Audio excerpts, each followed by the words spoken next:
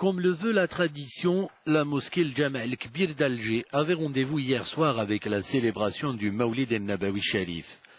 Une cérémonie qui a débuté avec la récitation de versets du Saint-Coran et à laquelle étaient présents le ministre d'État et représentant personnel du président de la République Abdelaziz Belkhadem, le ministre des Affaires religieuses Abdallah Ghoulam-Allah, ainsi que plusieurs personnalités et représentants diplomatiques en Algérie.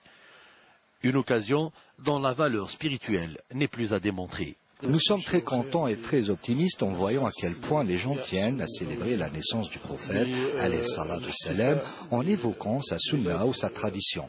L'occasion également de revenir sur la nécessité de suivre la voie du prophète, alayhi salatu salam, en appliquant bien sûr ses recommandations.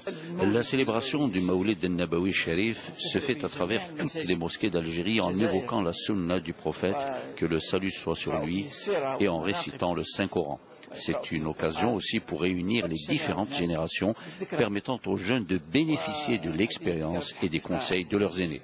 Lors de cette veillée, une conférence a été donnée sur la vie et la tradition du prophète Mohammed sallallahu alayhi wa sallam dans tous les domaines, notamment l'amour que les croyants doivent porter à leur patrie. À l'occasion de cette cérémonie, des prix pour récitation et psalmodie du Saint-Coran ont été remis à plusieurs lauréats dans le but de les encourager. Un legs séculaire, les traditions cultuelles de la Zaouia Sid Ali Mbarak de Koléa. Les étendards du Saint-Patron flottent solennellement au-dessus de cette procession menant au mausolée. Les descendants du Qutb célèbrent Mawlid el-Nabawi Sharif dans la ferveur et la piété. Sid Ali Mbarak a été un saint, a été un élève de mon ancêtre Sidi Mohamed Ben Ali el-Medjaji de Chlef. Medjaja qui est un lieu très connu en Algérie à l'époque.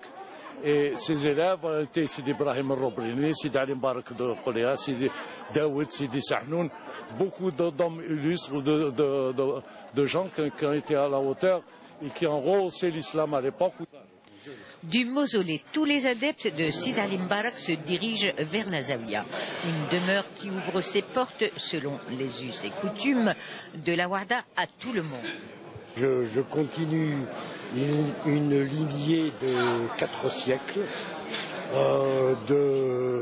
une lignée qui a eu pour premier personnage Sidi Ali Mbarak, qui a été l'un des plus grands, l'un des grands marabat de la région. Sera évoqué jalousement par le directeur de la culture de la wilaya de Tipaza, la préservation du patrimoine culturel et culturel. L'association Sidi Ali Mbarak donc organise et fête ce Mawlid el-Nabawi chaque année d'une manière assez particulière et nous adhérons tout à fait à ce type de manifestation parce que ça s'inscrit dans la stratégie de préservation, de conservation et de mise en valeur du patrimoine immatériel. Retour au mausolée de Sid Ali Mbarak. L'ambiance est à son comble. On est là pour fêter le Mawlid el-Nabawi Sharif avec nos frères d'autres régions qui sont de Aqaouj et de Bissekra et du Sahara. Le lien qui nous relie, nos aïeux, c'était un imam qui s'est immigré de Koléa vers la Kabylie.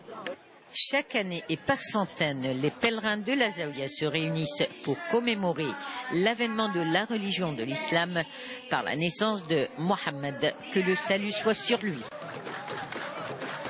Le Mawlid el-Nabawi à Bni Abbas, une fête considérée comme la plus importante dans notre pays, en rapport avec le nombre de participants et l'authenticité des festivités commémorant la naissance du prophète, que le salut soit sur lui. Et c'est la population de Bni Abbas, cette commune de la wilaya de Béchar, qui assure l'accueil et l'hébergement des nombreux invités qui convergent vers cette région à chaque Mawlid el-Nabawi. C'est un événement qui réunit tout le monde. C'est ça, c'est tellement beau que... Et puis c'est une tradition propre à Bni Abbas. Donc les gens qui affluent vers Bni Abbas, ils découvrent peut-être pour la première fois. Des milliers de personnes venues des différentes localités de la Saoura et des autres régions du pays participent à la cérémonie traditionnelle de Fez'a, qui débute par des medh et autres chants religieux sous la conduite de plusieurs chouyours des Zawiya et écoles coraniques de la wilaya.